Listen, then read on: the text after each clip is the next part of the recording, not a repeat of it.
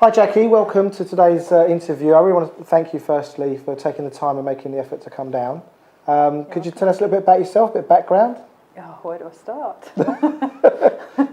From the day I was born or from the career?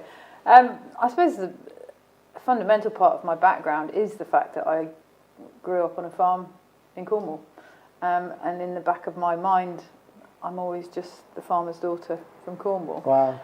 But then moving on from there, going to university, doing a degree in computing and business, taking different parts of my life out to travel and meet different people, get different experiences.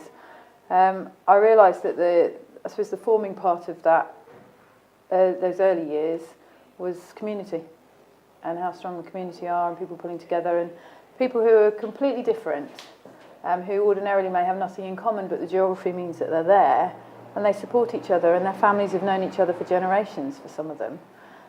So community is a big part of who I am. But in the modern day, that takes different forms. That might be the Facebook community, the LinkedIn community. It might be, in our case, the Bee Collaboration community. It might be my House of Colour community. And there are different communities I have in my life. I've clearly got the school community revolving around my children's school. So that's quite a complex life. I mean, one of the things that one of the themes that have been around in the last few videos we've done is the speed of change now has become constant. I can't keep up. Can't keep up. I'm chasing my own. You get used to one PDA, one phone, another one comes, a different operating system. I couldn't do it. An update, I couldn't do it without those technology tools, actually. My life is run, and the fact that my diary syncs back to my computer, so the same diary's in the same place, and my phone has got my address book, my contacts, everything, but it's one small, gone are the days of the thick file of fax or the big brick phone from the 80s. All those things help me achieve living life to the full, really. And I was going to say, what's the end game? Is actually that you just answered the question. It's like living your life to the full, having it all, having the fun, having as much as possible, giving everything my best shot to try and get it all, or not get it all, but have it all in the sense of the experience.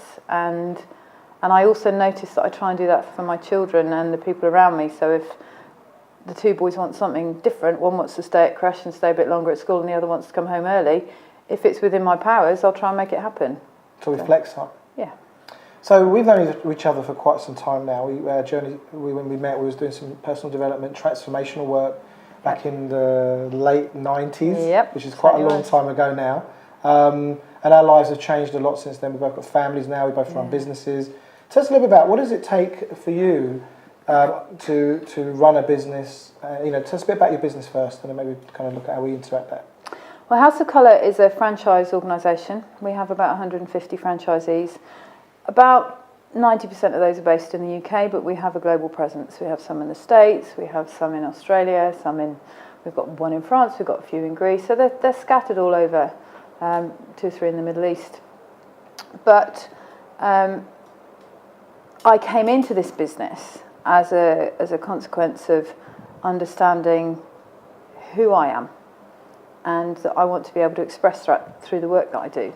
So I don't want to be just doing a job for money. I want to be able to feel that I'm playing and earning money at the same time, if you like. Lately I've been describing it as I want to do business over coffee and lunch, because I just love meeting people, love talking to people, love creating ideas, love connecting people, moving from one possibility to another, and then it turns into, it actually manifests into something real. And for me, with House of Colour, when I started in this business, I was a consultant, and it was a very practical way to give that to people, because when you look at how we look and how that's connected to how we feel, and then how we feel is connected to how we perform in life, we get the results in all our areas. We get confidence to be ourselves, confidence in forming new relationships, confidence in performing at work, confidence in getting job promotions, securing sales, anything. So the benefits are ongoingly and kind of hit every area of your life when you start to work on your life. Absolutely. And if it happens to be colour and image, or it could be communication style, it could be how you manage your productivity, it's like time. You do it through coaching. I incorporate coaching. My personal style of delivering the material incorporates coaching. But coaching, when I looked into it, wasn't quite tangible enough for me. I wanted to give people something really tangible that they could take and use and implement and embed as an unconscious competence in their life. So it's not about focusing a lot of time and energy on how you look. It's about focusing that time and energy in the learning period so that eventually it's just automatic. So it's a bit like when you first start to drive. It's all a bit weird and awkward, and do I look, mirror, indicate, or do I indicate, look, you know, and then suddenly, once you become unconsciously competent, you just do it. It's part of your everyday operating. Absolutely. And then now that I'm one of the co-owner directors of House of Colour, for me, the leverage is that I can now do that for our consultants. So the consultants can provide that to their clients, but our consultants are self-employed franchisees, are subcontracting consultants within another franchise area. Whatever the format of their business, it's about them being able to self-express themselves and them being able to pass that on to their clients. So it's almost like it doesn't really matter what you do in business, it's actually who you're being. Yes. And your commitment to, you know, impact other people's lives. And again, that's been a theme that's been coming out of the videos that people have been sharing, and what's important to them is actually make a difference, contribute, see their work in the lives of others, kind of adds value to your life as well. It's like an ongoing bonus in your life. I get a kick out of helping people do better for themselves. And when I left university, my computing degree took me into a computing career. And I suppose because of my background in community and people and the way I've been brought up, I ended up in training, customer service, help desk, projects. I describe myself as the interpreter between the business and the technical team. But when I look back at it with the hindsight of now, I used to teach people how to make the most of their boxes, and now I teach people how to make the most of their boxes. And actually, if you take that into business, I want to teach people how to make the most of their business box, whatever that might be.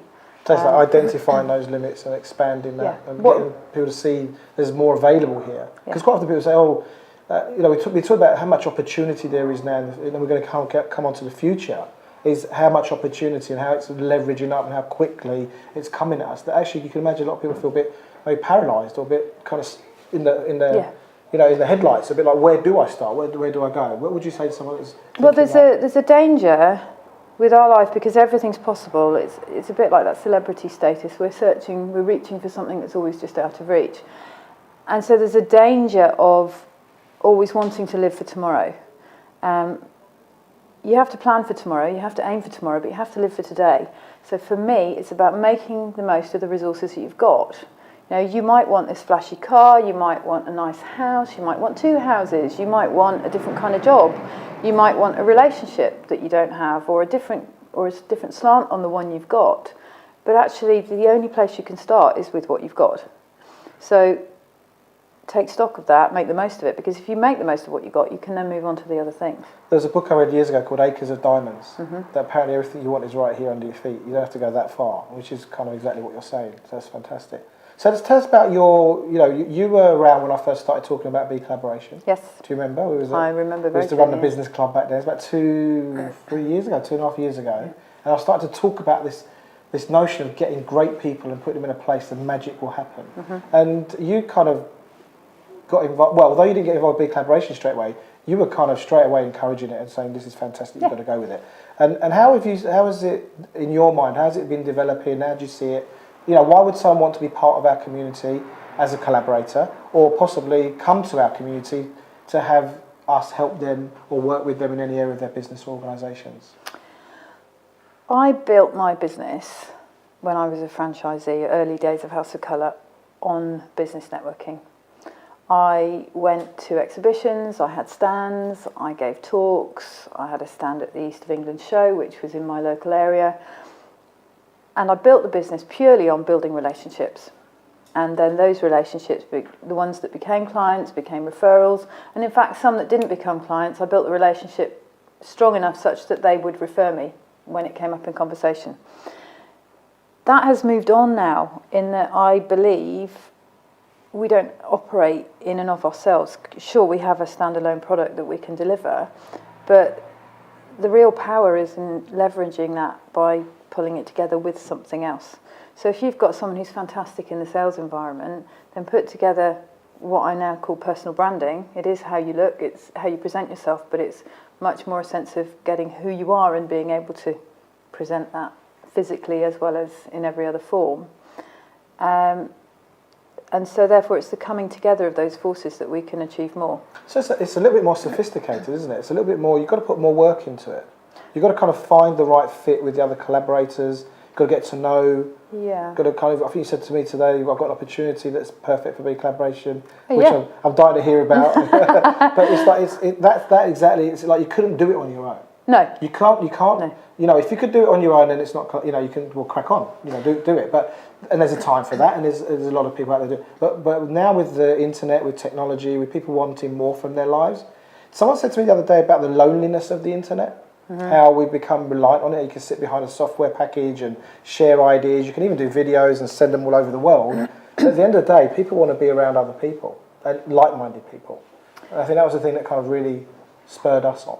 Yes, but what I've noticed about the people in B Collaboration, they're all, from what I've seen so far, they're all amazing people. They've all got something to offer. But the big thing is they all have a strong sense of knowing who they are. And when I know who I am, I know what I want, I know what I give, I know what I need to fill my fuel tanks so that I can keep giving. And I think it's that strong sense of knowing who I am and what I want to contribute and what I need that enables me to connect quickly with people and then create the ideas. So for example, the person I was meeting this morning, I won't go into the details of it, but it was just a meeting. We met at a conference. I said, let's follow up, let's have a coffee. We don't live too far from each other. Let's just explore, get to know a bit more about your business, about what I can offer, what you can offer. It may go nowhere, but let's explore it. That's exploratory, that process of finding out where could this go. In the process, it sounds like an amazing business. Now, in a selfish world, I'd go, oh, I need that, and I need that, and I need that. But I'm sitting there going, this is an amazing business. I can't do that on my own. And in fact, I might not be the best person to take that forward. I don't even think you are. But with your network, you'll know more people. And with his network, he'll know more people. And with her network, she'll know more people. And so it's bringing that together and coming together on a level of values and passions and purpose, I think, is where people then feel truly themselves, and that's where the power comes. I mean, one of the things we've been citing is a kind of part of our building traction now when we're talking to people about their getting involved with B Collaboration, either as a collaborator, i.e. a member or part of the community, or someone that actually is looking for us to solve problems or work with them to develop their organisations, is we're talking about the, if you like, the societal norm out there is one of competition, scarcity, and there's a lot of fear. I mean, if you just, someone said to me today, I don't watch TV anymore, I haven't watched it for, and a lot of people now are cutting out TV altogether, and I'm sure you probably don't even get time to, even with the PVR, you just don't get time. But the thing is that a lot of what you hear on the telly is actually quite negative. A lot of what you read in the press is negative, it's fear-driven. And, if you keep people in fear, they shrink, they look at things in a smaller way, they look at it from a point of view of scare. If I share my ideas with you, how do I know you won't steal them? Yeah. How do I know you won't take my clients? How do I know? There isn't enough to go around, so I've got to protect what I've got.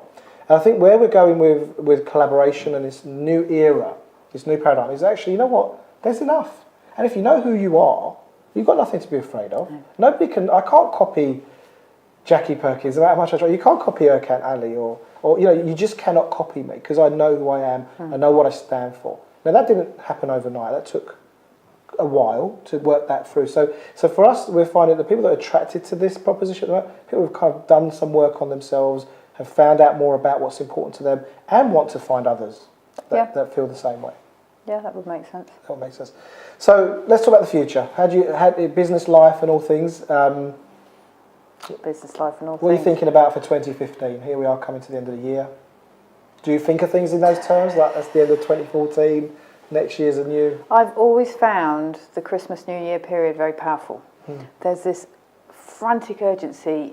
It can be hidden underneath, out there in the shops. People are going mad buying their Christmas presents. So it can be camouflaged by believing it's about Christmas, but there's also something, people are trying to finish up projects, they're trying to tie up loose ends, they're trying to do it, it's like before the holiday period, before the summer holiday, whatever the holiday. There's like a momentum, there's a flurry of activity. There's an end point that they're getting to, and the end point in this case is the year, so it's almost like a double whammy, a double powerful one, because you've got a holiday season, but you've also got a new year. A friend of mine a couple of years ago said she went to bed early on New Year's Eve, because she didn't want any more of this year. She wanted to have next year. Get it out of the way.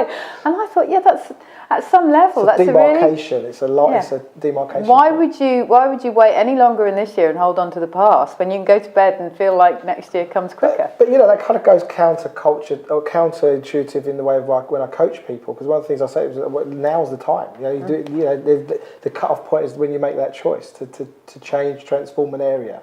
But for 2015, what do people watching this video need to be thinking about, or where do they need to have their attention in the year coming up?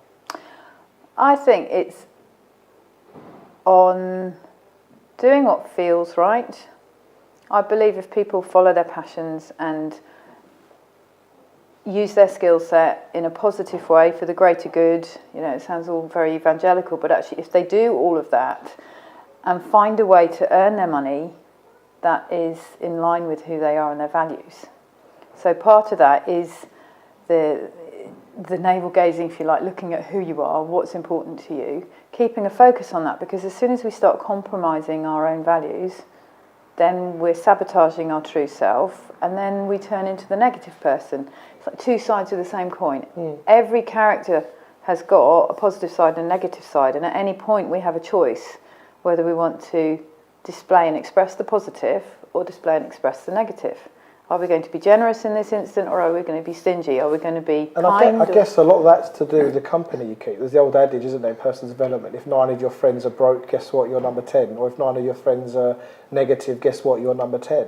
And it's who you surround yourself with and what you expose yourself to in terms of what you read, what you watch, what you listen to. Yeah. And it's easier now than ever to be exposed to great material. But on the same token, it's easy to be still exposed to a lot of negative or something that's not contributing to your growth and your commitment. Absolutely. And it's about choosing what you listen to and being selective. And if you're focused on what you want ultimately, it's not necessarily knowing that you want to get a purple chair, but you might want a new suite for your living room, and you've got a sense of a colour scheme or a style scheme, or maybe on an even bigger level, the atmosphere that you want to create. And if you're clear on something like that, then when the perfect chair shows up, you'll recognise it. And so if we're using that metaphor into your business, it could be when you're hiring people to work with you, or the kind of clients you want to work with, or how you want to deliver your value proposition, how it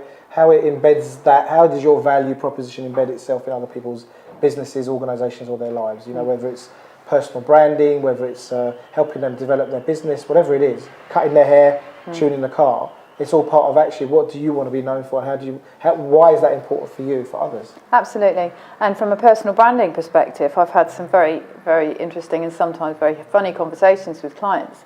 And they say, well, if I'm going to get a brand, should I have braces? Should I wear a certain kind of jacket? Should I wear a certain pair of socks? And I just look at them and say, you can do what you like, but ultimately, what do you want to be remembered for? And if your business is being a speaker on stage, do you want people to be focused on what you're saying and the profound wisdom you want to share, or do you want them to be focused on what you're wearing? So what's your focus for your business? What are you trying to achieve? And what do you want to be remembered for? There's a lot of people, coaches particularly out there, who are getting businessmen and women to look at what do they want their legacy to be? What do they want to leave? Right, yeah. It's the old tombstone epitaph, got here eventually, but something a bit more profound. What do you want to be remembered for, and have that be your guiding light through whatever and wherever the journey takes us. So really, whether it's 2015, 16, 2020, these are great lessons to live by. Jackie, I want to thank you very much for taking the time and effort, making the effort to come and see us today and sharing your thoughts with us. Really appreciate it. You're welcome. Thank you, Erkan.